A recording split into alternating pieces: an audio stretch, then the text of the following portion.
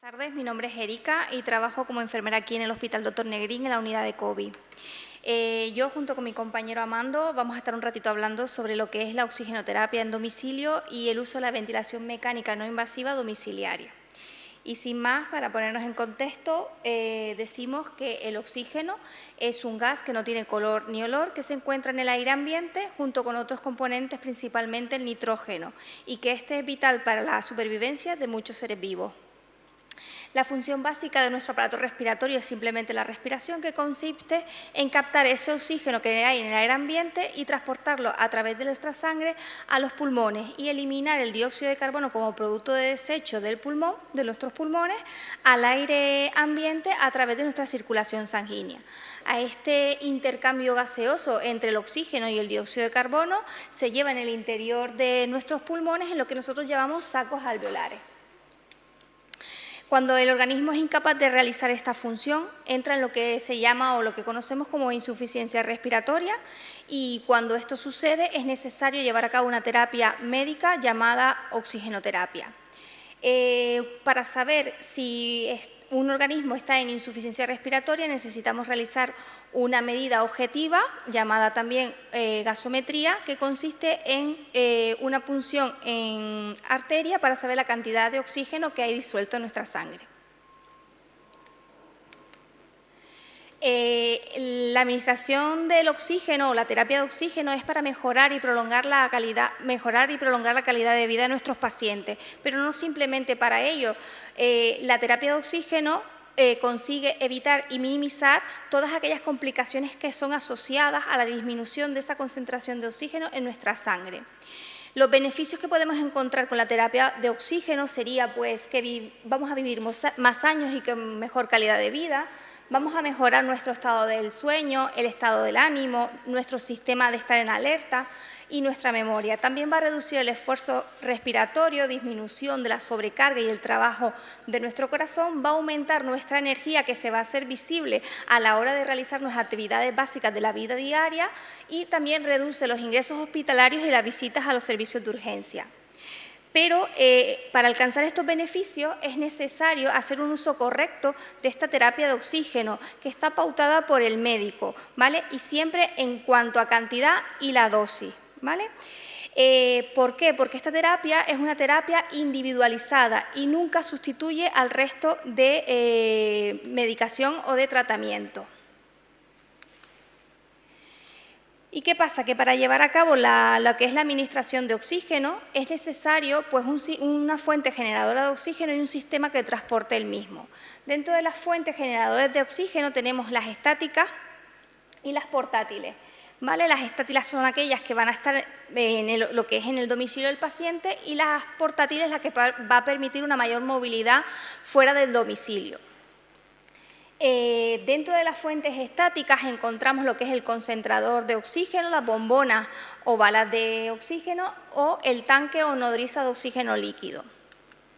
Vamos a hablar un poquito de ellas para poder conocerlas, y decimos que el concentrador de oxígeno es un aparato de unos 15-30 kilos de peso que para que funcione necesita estar conectado a una red eléctrica. Permite flujos entre 5 y 10 litros y la concentración de oxígeno que nos administra está entre el 90 y el 95%. Desde que se enciende este concentrador de oxígeno tardará en administrar la dosis de oxígeno adecuada unos 15 minutos.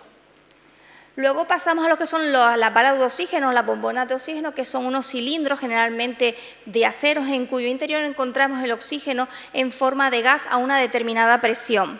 Este tipo de dispositivos no requiere estar conectado a una fuente o a una red eléctrica, pero el inconveniente que tiene es que tiene que ser repuesto por la empresa cada vez que se termine la bala o el dispositivo cilíndrico de oxígeno. Va a proporcionar concentraciones de oxígeno cerca del 99%, y para que funcione necesitamos varios elementos. Tenemos principalmente el manómetro, que va acoplado a la bala de oxígeno, y lo que nos va a permitir el manómetro es saber a qué presión está sometida el oxígeno dentro de la bala.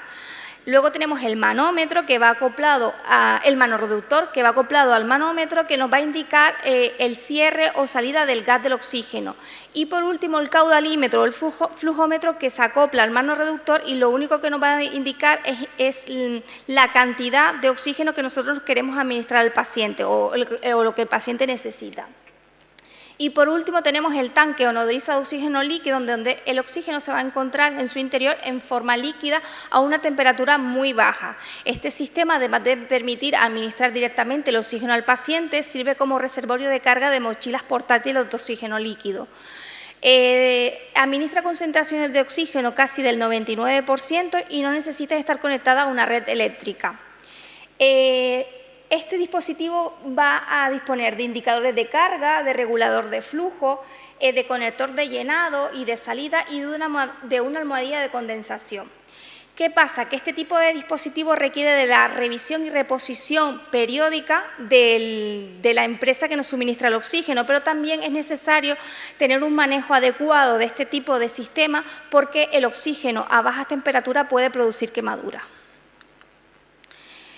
Dentro de las fuentes generadoras portátiles tenemos también el concentrador portátil, las bombonas portátiles y las mochilas de oxígeno líquido. Pues el concentrador de oxígeno portátil es igual que el estático, pero el tamaño es muy reducido, pero la peculiaridad aquí es que no necesita de una red eléctrica, sino que se lleva con una batería que debe de ser recargada antes de salir del domicilio para asegurarnos que tenemos del tiempo suficiente para administrarnos el oxígeno sin quedarnos sin la batería.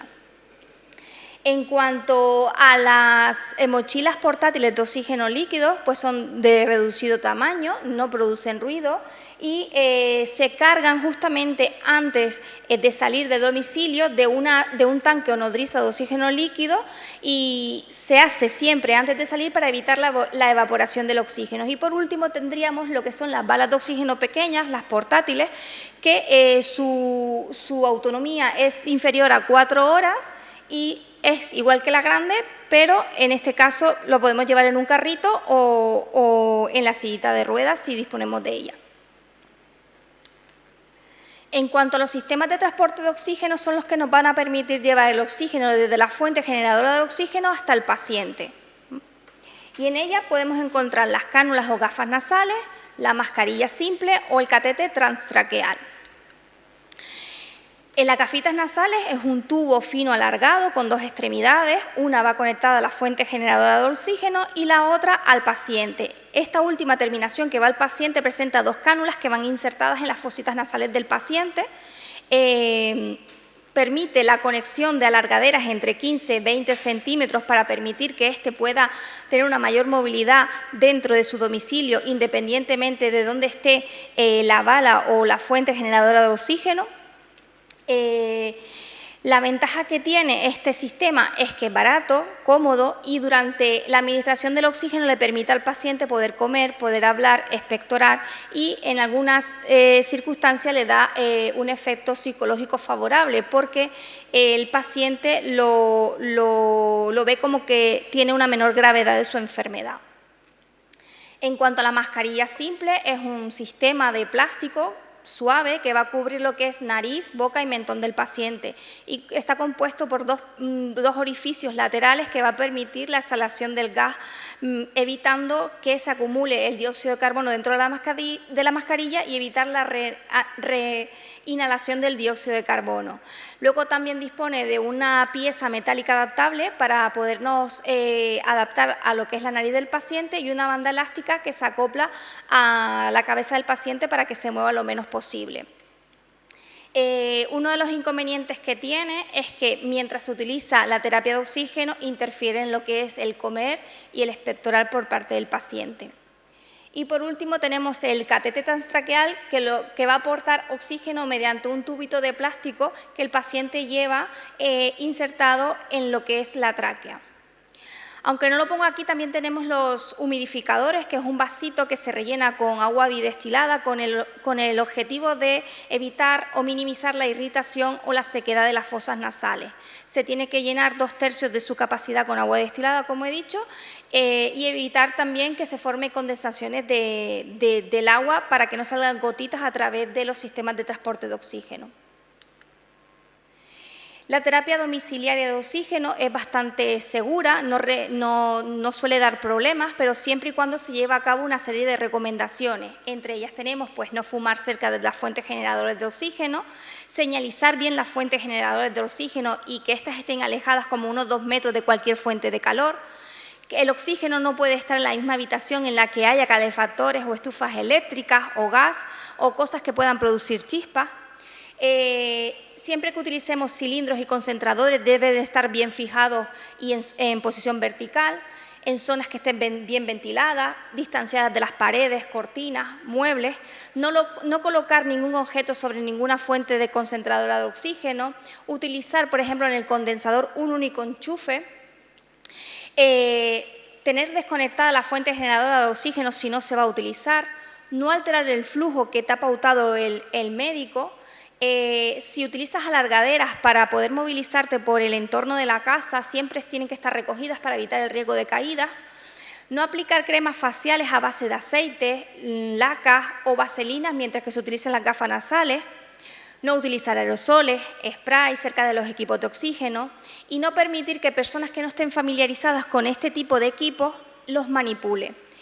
Y si es posible, como hay un riesgo de incendio con el tema del oxígeno, siempre tener cerquita un extintor. ¿Y qué pasa si el paciente o queremos hacer un viaje? Pues no pasa nada, se habla con el médico responsable y en el caso de que sea un viaje en coche, si es el propio paciente el que va a recibir la terapia de oxígeno, tiene que el médico decirle que no hay ningún peligro para siempre tiene que estar bien ventilado lo que es el coche y los dispositivos portátiles tienen que estar bien fijados y bien cargados o que tengan suficiente tiempo de autonomía. Siempre hay que comprobar la ruta, el itinerario de esta, para lo que hemos dicho, para evitar que nos quedemos sin oxígeno, ya sea una modalidad o la otra. En caso de que tengamos que viajar a otra localidad, a otro estado, a otra comunidad autónoma, no habría tampoco ningún problema siempre y cuando sea autorizado por el neumólogo o por el médico responsable. Hay que asegurarse con antelación, avisando a las compañías aéreas de cuáles son los trámites que son necesarios realizar y los costes que se generan a la hora de utilizar el oxígeno. Y también es necesario asegurarnos de que al sitio a donde vamos dispongamos de la fuente generadora de oxígeno. ¿Y cómo podemos hacer o saber eso? Nos tenemos que poner en contacto con nuestra empresa que nos suministra aquí el oxígeno en nuestra localidad y ella nos va a indicar los pasos que tenemos que seguir para asegurarnos de que en el sitio a donde vamos a estar dispongamos de ello. Las políticas que tienen los vuelos comerciales son diferentes en cuanto al uso de oxígeno y siempre hay que tenerlo en cuenta poniéndose en contacto con ellas con un tiempo de antelación. En cuanto a lo que es el mantenimiento y el cuidado de los accesorios y el uso de oxígeno serían varios, ¿vale? En cuanto a las gafas nasales y las mascarillas hay que lavarlas una vez al día con agua y jabón neutro dejándolas secar muy bien y cambiarlas periódicamente una vez al mes. ¿Por qué? Porque estas se endurecen y pueden provocar lesiones en lo que son las fosas nasales del paciente. Lo que habíamos hablado antes del vaso humidificador, que se utiliza cuando se requieren flujos altos, sobre todo los mayores de 4 litros, pues llenarlo 2/3 de su capacidad con agua destilada y también lavarlos con agua con jabón y reponer el agua bidestilada cada 24 horas, es decir, no rellenarlos, sino cambiar ese agua. En cuanto a los tubos de conexión, es preferible tener un tubo de conexión largo para evitar conexiones y que tengan muchas conexiones y que haya fuga del oxígeno. Y por último, vigilar que no haya acodamiento de lo mismo porque se disminuye la administración del oxígeno. En cuanto a los cuidados del uso de oxígeno, en el caso del aseo nasal hay que mantenerla siempre limpia y libre de secreciones. ¿Y cómo lo logramos? Haciendo instilaciones de suero fisiológico o agua hervida con sal. Podemos utilizar cremas hidrosolubles. En cuanto al cuidado de la piel, es simplemente que a veces pueden producir irritaciones y pueden aparecer lesiones por presión y en el caso de que sea así, se tienen que proteger utilizando gasas o parches de hidrocoloides o de silicona. En cuanto a la higiene de la mucosa oral, hay que hacerla diariamente y si no hay contraindicación médica, aumentar esa ingesta hídrica para mantener esa mucosa húmeda. Y por último, vigilar sobre todo la aparición de cualquier lesión intraoral. Recomendaciones: que hay que conocer adecuadamente el equipo, que el paciente tiene que conocer adecuadamente qué equipo tiene y qué accesorios tiene para esa administración de oxígeno, cuál es su tiempo y cuál es su dosis, que tenga una buena adherencia terapéutica, que son tratamientos a largo plazo, que hay que llevar un uso de higiene personal tanto diariamente como en las actividades básicas de la vida diaria, y sobre todo no modificar ni la cantidad ni la dosis que prescribe el médico responsable. Y sin más, le dejo con mi compañero, que va a darles lo que es ventilación mecánica no invasiva en el ámbito domiciliario.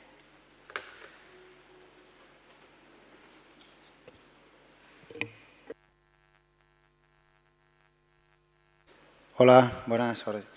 Yo soy Armando Márquez, otro enfermero aquí del hospital. Pertenezco al servicio de neumología, años llevando lo que son pacientes agudos en la unidad de cuidados respiratorios intermedios, y bueno, ahora dando soporte a los pacientes desde la consulta de hipertensión arterial pulmonar que precisan soporte respiratorio no invasivo, o desde una consulta específica de los pacientes que se van con ventilación para su casa.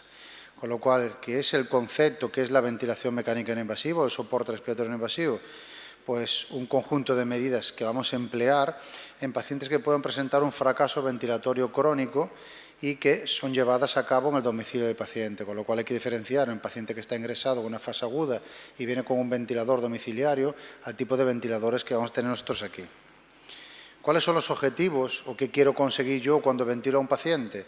Pues aumentar la duración y la calidad del sueño. Muchas veces lo que preguntamos o observamos en muchos pacientes que su sueño no es nada confortable, que durante la noche tienen despertares continuos, que se despiertan cansados, que incluso durante el día tienen somnolencia, ¿vale? Lo que estamos buscando al fin y al cabo con estas medidas es mejorar la calidad de vida, mejorar el estado funcional y aumentar lo que son la supervivencia, dado que estos niveles de hipoxemia que se puedan generar pueden tener repercusión o afectación en otros órganos. Con lo cual, ¿cómo sé yo qué pacientes se pueden llegar a ventilar? Pues bueno, hay una serie de patologías que habitualmente son las más prevalentes o que son en las cuales está indicado habitualmente lo que son el soporte respiratorio no invasivo. En enfermedades obstructivas crónicas, en paciente EPOC, ¿vale?, que se va para su casa y se va con un ventilador, que puede tener exacerbaciones y que el ventilador siempre le decimos que lo traigan aquí a casa, ¿vale?, que vengan siempre con su soporte respiratorio, y que puede ser que en momentos puntuales tengan que precisar mayor cantidad de FiO2, de oxígeno, y que se pase a un ventilador hospitalario, pero que el suyo siempre se programaría si se hacen cambios en las presiones o cualquier otra cosa. Pacientes con enfermedades restrictivas de la caja torácica, pacientes con enfermedades neuromusculares que habitualmente por esa debilidad muscular progresiva que se genera, acaban precisando un soporte respiratorio no invasivo para reclutar alveolo y para disminuir lo que son la insuficiencia respiratoria o el trabajo respiratorio que pueden presentar.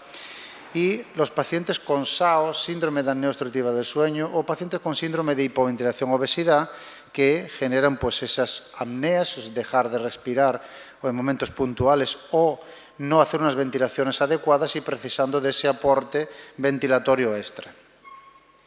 Con lo cual, cuando iniciamos el tratamiento, ¿desde dónde nos iniciamos? ¿Desde dónde se podría iniciar el tratamiento? Pues en ocasiones se inicia desde planta de hospitalización, paciente que ingresa por cualquier causa, y durante ese ingreso se determina que se podría beneficiar o favorecer de un soporte respiratorio de cara al domicilio, pues para evitar posibles ingresos a posteriori, ¿vale? Se planifica durante el ingreso, se solicita a una empresa colaboradora externa, en este caso Vitalaire, que nos traigan el dispositivo externo para poder aquí adaptarlo al mismo y que se vaya con él, y se realiza una serie de educación sanitaria para poder manejarlo en domicilio del paciente.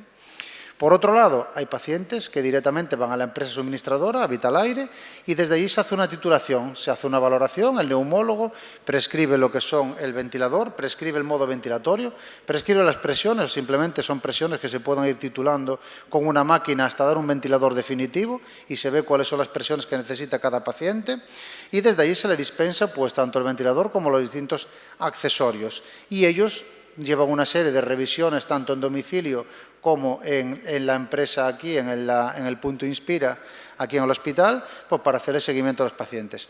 Por otro lado, desde la unidad del sueño, paciente que viene y se solicita desde atención primaria o desde cualquier otro servicio una poligrafía o una polisonografía, donde se detecta en este concreto que el paciente puede requerir un soporte respiratorio no invasivo, que vuelva a ser derivado, en alguna ocasión se inició desde allí, o que puede ser derivado a la empresa suministradora y que se inicie lo que son el tratamiento de ventilación. Y muchas ocasiones nos envían pacientes desde las distintas consultas médicas o desde aquí directamente a esa consulta específica de enfermería, que podríamos decir de práctica avanzada, a paciente mal adherente. Y hay que comentar o valorar el por qué este paciente es mal adherente, qué opciones terapéuticas son las que le podemos dar.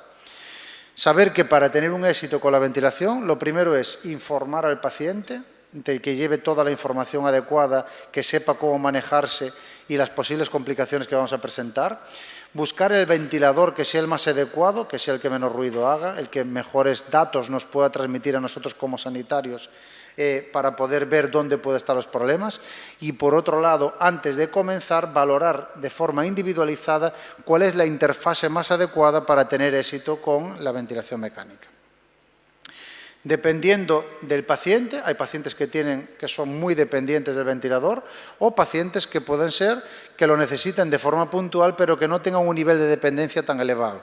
Pacientes dependientes que dependen sí o sí del soporte respiratorio para mantenerse con vida, que puede ser que estén hasta 24 horas conectados a un ventilador. Causas, multitud de ellas. Habitualmente son respiradores volumétricos, que vamos a tener un volumen asegurado y le permitimos o pautamos una presión para que me genere el volumen que yo quiera que maneje el paciente.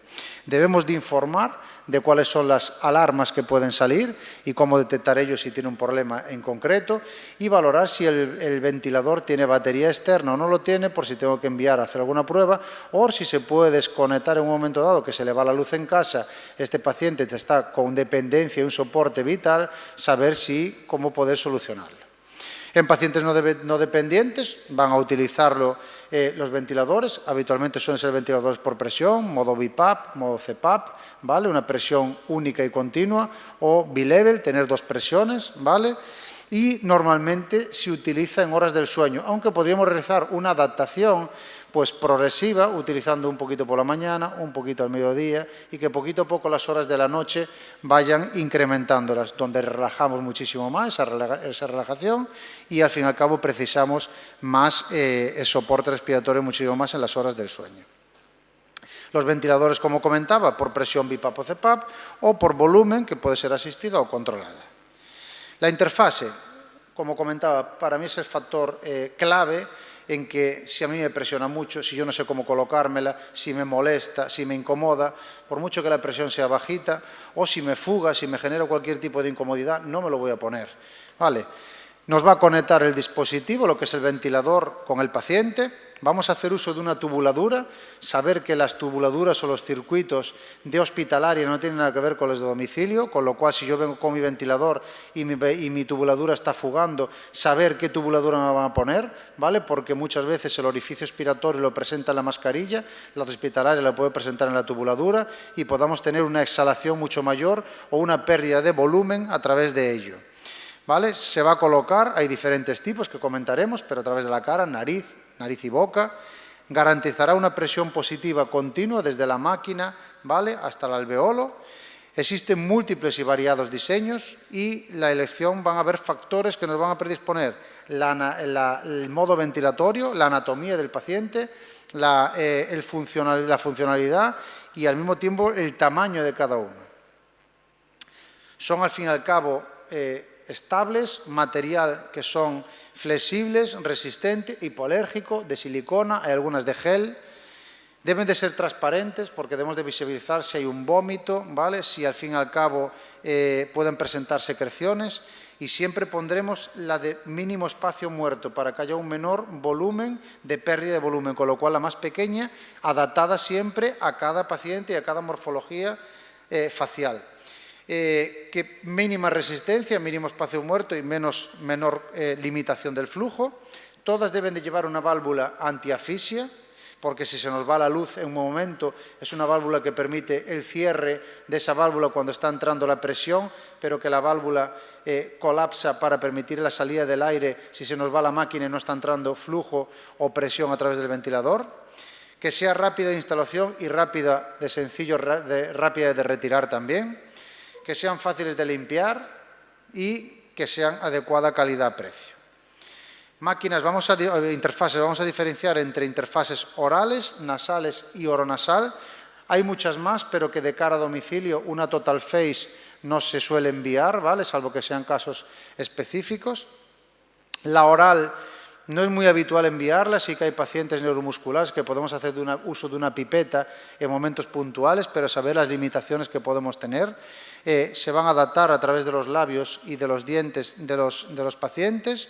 ¿Vale? Precisa de una gran colaboración y al fin y al cabo de una fuerza del orbicular también, de lo que es la boca. Hay un nivel de fugas muy elevado, fugas que incluso puede ser fuga a nivel gástrico, que se nos pueda ir, ¿vale?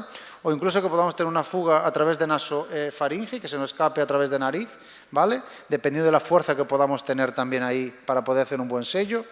Y riesgo de que podamos tragar aire y generar náusea, aumento de salivación que podamos tener al tener algo en la boca, incluso vómitos por esa aerofagia que podemos generar.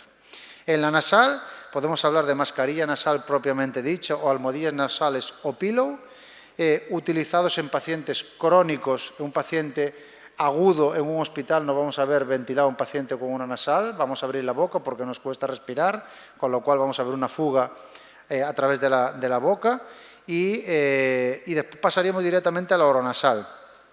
Puede haber la mascarilla Total Face, pero que no se va a dar de cara a domicilio. Podemos ver las híbridas que liberan tabique nasal, generan menos claustrofobia y estamos ventilando por nariz y boca también. Evitamos lo que son la aparición de úlcera por presión o de lesión por presión a través del tabique porque no nos va a apoyar ahí. Podríamos trabajar con unas gafas y poder estar trabajando y ventilándome sin necesidad de tener esa limitación a la hora de poder trabajar. Y lo mismo se puede utilizar tanto en paciente crónico como en paciente agudo. Aquí podéis ver distintos dispositivos, ¿vale?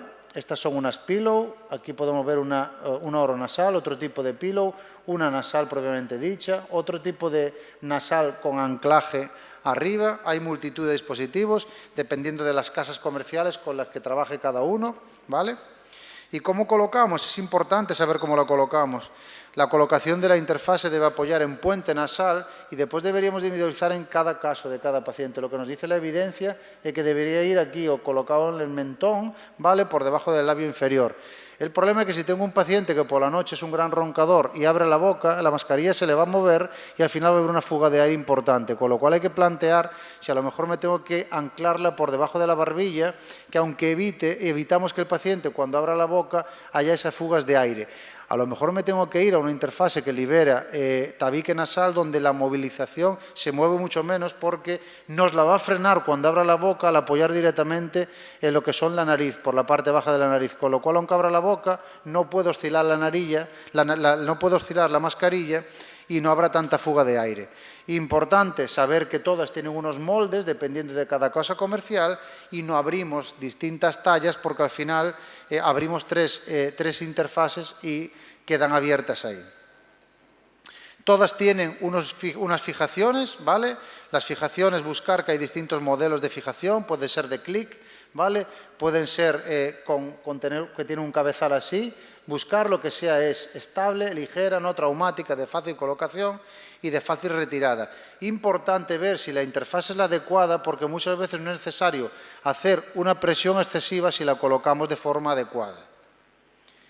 Las fugas, controlar las fugas más frecuentes, habitualmente son estos puntos clave, ¿vale? Que nos puede limitar y complicar, generándonos conjuntivitis, sobre todo la salida hacia aquí.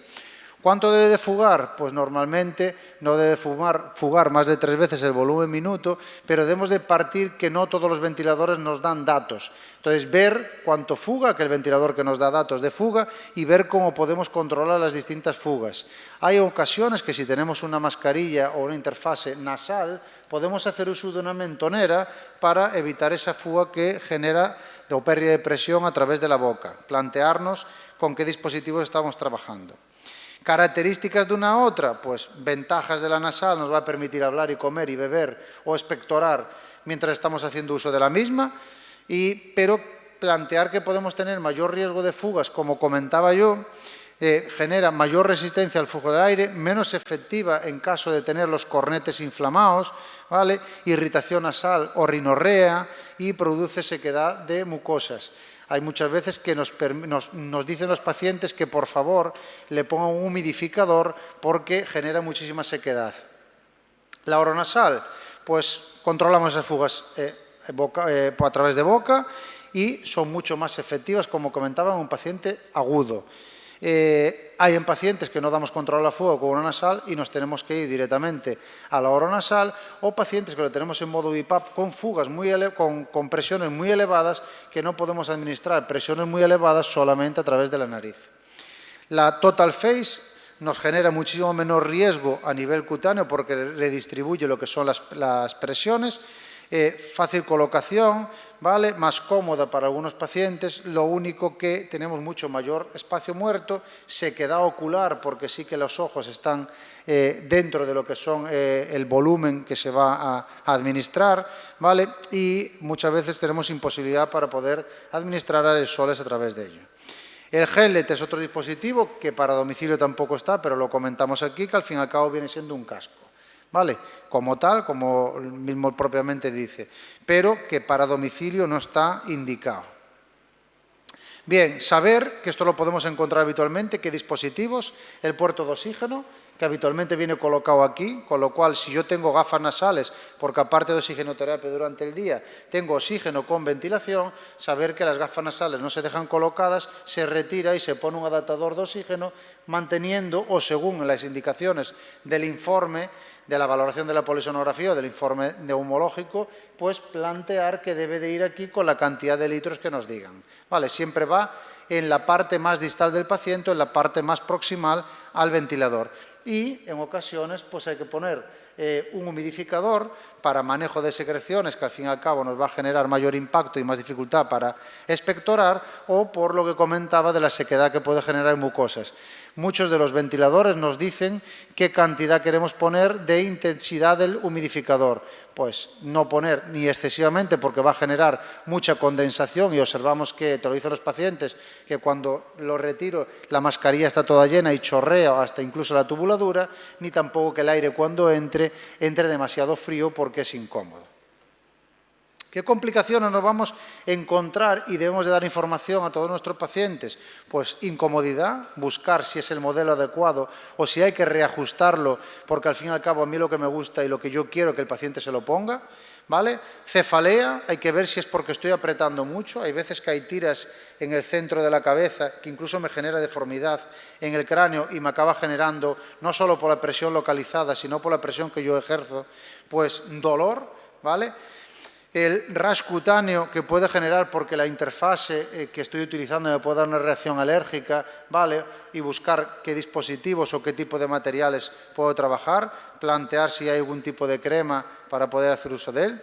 La aerofagia, esa distensión abdominal que te dicen los pacientes, hay que plantear si tengo unas presiones muy elevadas que liberen lo que son la presión que pueda ejercer sobre el esfínter esofágico superior y haciendo paso de aire a través de la cavidad gástrica, o porque realmente el paciente está desadaptado. Estoy desadaptado y al fin y al cabo cuando el ventilador me da aire, pues yo no inhalo, etcétera, etcétera. Pues había que plantear y valorar, igual hay que citar al paciente y puede ser que se haya desadaptado. Las típicas lesiones por presión, hay que ver si realmente tengo que poner apósito hidrocoloide o si tengo que hacer uso de ácido graso hiperoxigenados.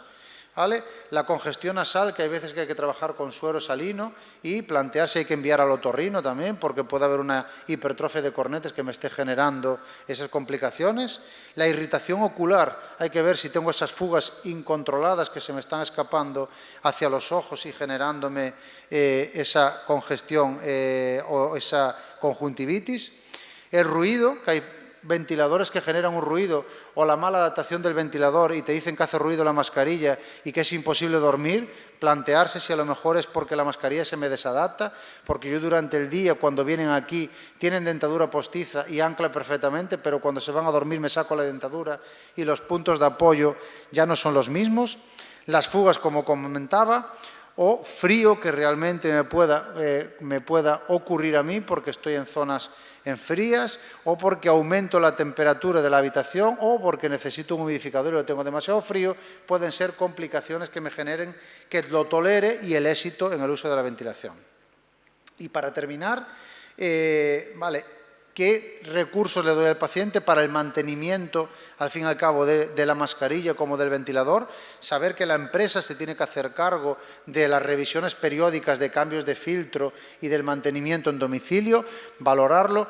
Si no hay un uso adecuado de los ventiladores, al fin y al cabo, si no hay un consumo que tiene que ser mayor de 4 horas al día, desde la inspección mandarán un informe para decir que retiren el ventilador porque no estamos usándolo, con lo cual antes de que se lo retiren, comuníquense con el neumólogo, con enfermero de referencia, para ver qué podemos hacer y por qué está mal adaptado.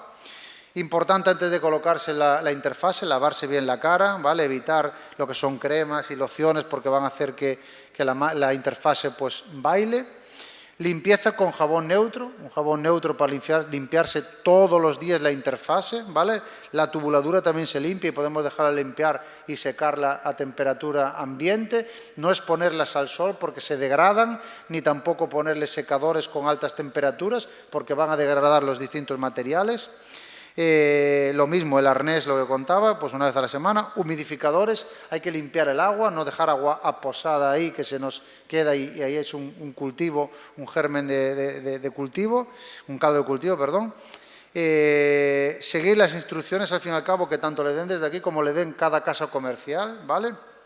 Los recambios, pues plantear si cada 3 o cada 6 meses se la van a cambiar las distintas interfaces. También todo depende del uso y el mantenimiento que realice cada uno. La limpieza periódica del filtro de aire y del ventilador, lo que le comenten de la casa comercial, pero las revisiones deberían de plantear si las hacen trimestrales o cada cuánto las hacen. Plantear desenchufar el equipo técnico y mantener y ver si las alarmas, si pita, porque se acaba la batería y le pitan para saber que no está conectado, para detectarlo, aunque las alarmas también las deben de revisar desde la empresa que le dé soporte. Tener una línea de contacto con la empresa, saber que hay una aplicación que se llama Vitalaire, a través de la cual pueden solicitar cita, pueden solicitar interfase, pueden solicitar que si no le han venido a hacer el mantenimiento, solicitar y tener un contacto directo, ¿vale? Y cualquier duda o cualquier consulta puede hacerla a través de nosotros, lo que comentamos, estamos en la 5ª planta, ¿vale? En neumología, hospital de día de polivalentes, y está tanto yo como Raquel, somos personal que estamos dando soporte en esta línea con la ventilación mecánica no invasiva, y si no directamente con la empresa que da soporte externo. Pues nada, pues muchas gracias, esto es todo, abiertos a cualquier tipo de pregunta o de duda, y nada, pues muchas gracias.